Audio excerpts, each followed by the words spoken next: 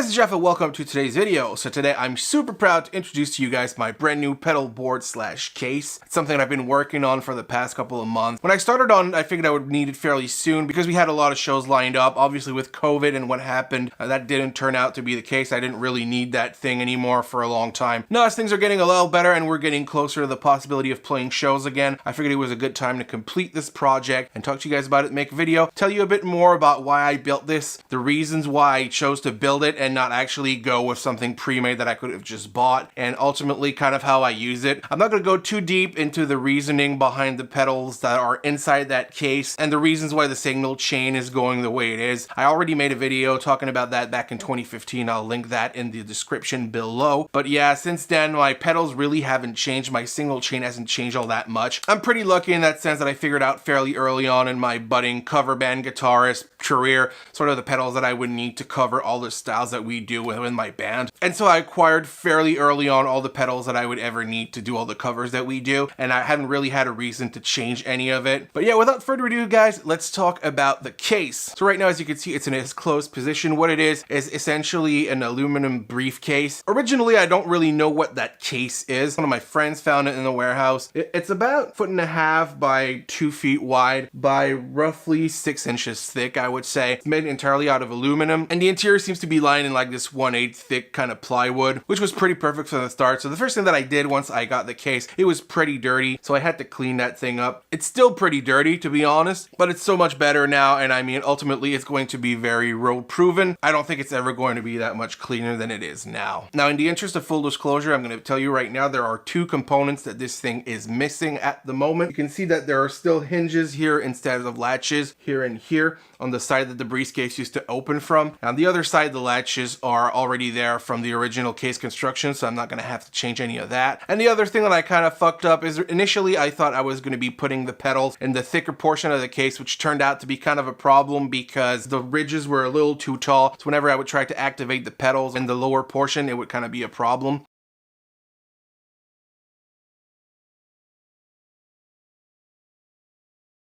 But anyway, that's the pedal board as it stands right now. So what I'm going to do now is remove the cover, sort of show you the interior.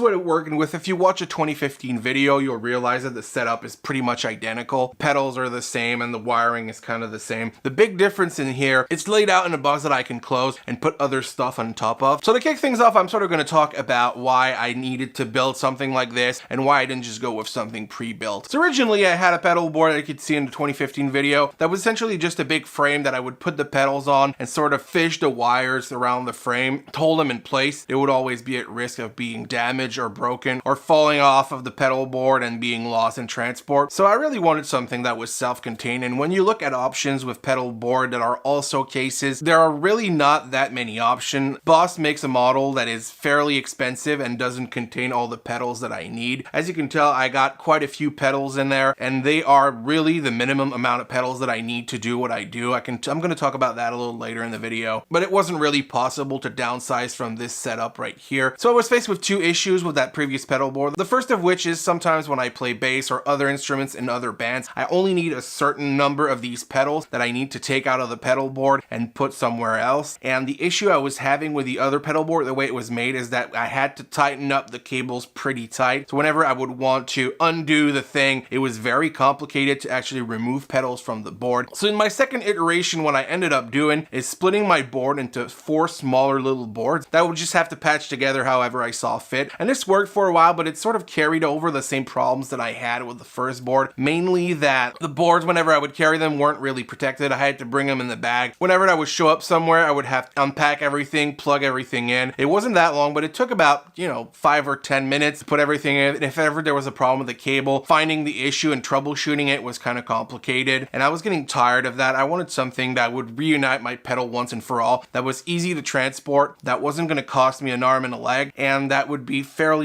easy to set up and pick up whenever I'm done. And this thing is totally that. So as I mentioned, everything is self-contained. Every pedal has its spot, but they're not actually held in there by anything. They're loose in their little compartments.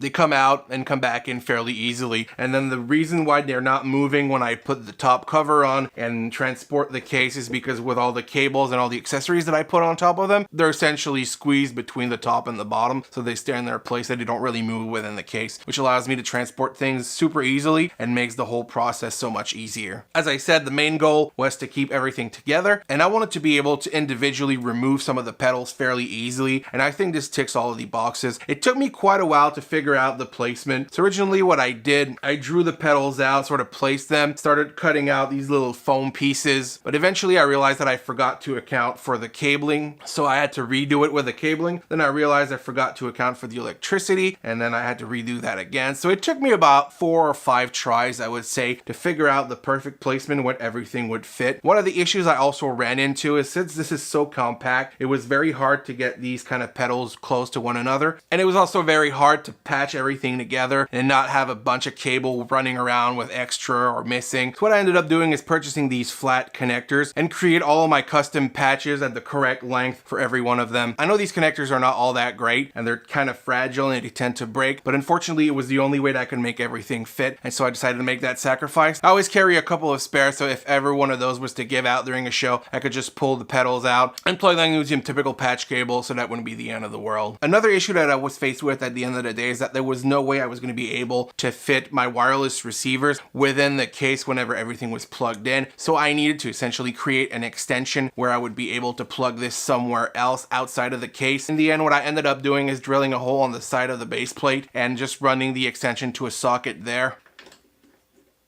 So as I mentioned, the signal chain hasn't really changed from my previous 2015 video, but if you haven't watched that, here is a quick summary of the signal chain as it is right now. Crybaby, then go into the Donner, phaser, chorus, flanger pedal, digital delay to the noise suppressor. From there, part of the signal goes up into the polytune for tuning and into the switchblade. This is something that I need for my Vox because my Vox only has 2 channels and no ways to switch between one another. So what I do is I run 2 cables to my Vox. What this also allows me to do, which is really nice, and which was one of the reasons why I wanted the Vox so much, is that I can actually run both channels at the same time with something like this. So I can, instead of switching from A to B with this switch, I can actually use this switch to run both of them at the same time, and the Vox supports that. So you would have like the overdriven channel and the clean channel running at the same time, and it creates this really kind of spacey, jangly, very light distortion that is very, very typical of Vox amps, and the only way you're going to create that kind of in-between tone is with a pedal like this. So that's kind of why I've been running this ever since I got the Vox. Now this pedal is not really in the signal chain, but it's of course my reverb and tremolo pedal that I use to activate the reverb and the tremolo on the Vox. Now for the actual noise suppression circuit, this is fairly easy. This goes from here into the MXR Distortion 3, and then into the MXR M133 micro amp, all the way into the Jackhammer from Marshall, and finally into the bass Big Muff. I guess the last thing that I've never really talked about is why I ended up going with these pedals. So I'm going to try to explain that fairly quickly before this video gets completely out of hand and it gets you guys completely bored. But essentially what I play with my band is rock covers from the 50s all the way to the early 2000s. So it's quite a wide range, but we have sort of the same taste, all the guys and me. So we end up narrowing down on certain styles of rock from every era that we keep playing in. So I figured out fairly early on what I needed to do sort of everything. And if there was ever a song that would be suggested by the band that would require this really funky pedal, either I would get the pedal and sort of run it outside of the pedal board for that one song, or I would just try to do it without it. A lot of times I find that very specialized effects, you can sort of forego them and people don't really care. And if for some reason the effect was really, really essential to that song and I didn't want to buy the pedal, I would probably just tell the guys, hey, listen, it doesn't really make sense to purchase this $400 pedal for that one song. So yeah, that's kind of the deal I went with. But what I knew from the start that I was going to need is the wah pedal. A lot of the songs from the 70s and 80s have solos in them that run through a wah pedal, so that was for sure going to be in the pedal board. Another thing that I was going to need is the phaser and the flanger and the chorus. That's all within the same pedal, but we do a lot of 90s grunge and things like that, and it comes up a lot in these sort of songs, so I knew I was going to need something like that. The digital delay, I knew that I was going to need it. I love Angels and Airways, I love U2, I love all these bands with these like very atmospheric guitars. Then there are these sort of more accessory pedals that I was going to need. The switchblade, obviously I need to switch between channels on my amp. The foot switch for the reverb and tremolo, again I need that. Tremolo, not that that often, although in the 50s and 60s you came up with a lot of these songs that had tremolo in it, so I use that quite a bit. The reverb obviously comes out a lot throughout all the decades. That's a fairly common effect that's being used in guitar. Tuner obviously you can't do without. Originally I didn't have a noise suppressor, and eventually I ran into a situation where I was playing in a show and the feedback and everything was just horrible, and I realized at that point that I would never play a show without a noise suppressor and a noise gate again. And then for the distortions, originally I didn't have the boost pedal. I was running the Distortion 3, the jackhammer. I didn't have the Big Muff at first either. I got that a little later. So the Distortion 3 and the jackhammer I had originally chosen because the jackhammer I already had it, and it had that really mean Marshall heavy metal tone, so I decided to just use it. That pedal is the oldest pedal in all of these pedals, and it's worked out great since, so there really hasn't been a reason to change it. The Distortion 3 I knew I wanted. It had this really punk rock sound from the 90s that I love so much. The boost pedal came around as more of a requirement when my second guitarist left, and I ended up being the only guitarist in the band, and the reason why I need that to boost for solos is really whenever I stop playing rhythm and start playing leads, the volume always sort of goes down. By using that boost, I'm sort of attenuating a bit of that problem, so it was really important for me that I would have something like that just fill in the spaces that I created whenever I would go into soloing. And then the Big Muff originally I wasn't really going to include, but I got it for the bass, and I found that it was a really nice sound for the guitar. So for sort of older tracks, sometimes you want to have crunchier kind of distortion, so I just figured I'd include it in there. But anyway, that sort of covers all the things that I do, and now this video must be getting pretty long, so I'm going to leave you with that. Make sure to let me know what kind of pedals you use in your pedal board, what you think I could do to improve this over time, what you would have done differently, and of course I will see you this Sunday for my next music video. Peace guys.